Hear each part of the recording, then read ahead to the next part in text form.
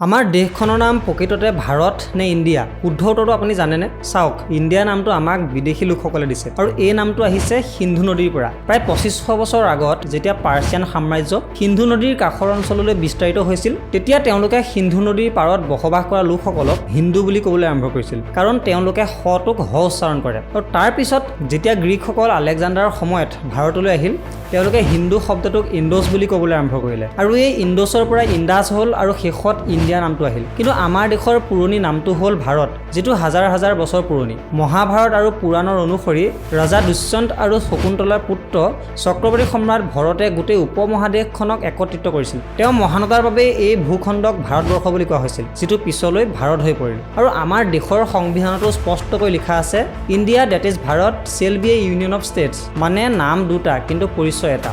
India বিদেশীসকলে দিয়া নাম, কিন্তু ভাৰত হৈছে আমাৰ আচল পৰিচয়, প্ৰাচীন, গৌৰৱময় আৰু নিজৰ। সেয়েহে নিজৰ দেশখনৰ বিষয়ে কওঁতে গৌৰৱেৰে ক'ব, মোৰ দেশ ভাৰত। আপোনাৰ কোনটো নাম ভাল লাগে, ইণ্ডিয়া নে ভাৰত? কমেণ্টত নিশ্চয় জনাব। ভিডিঅ'টো ভাল লাগিলে লাইক আৰু শ্বেয়াৰ কৰিবলৈ নাপাহৰিব। ধন্যবাদ।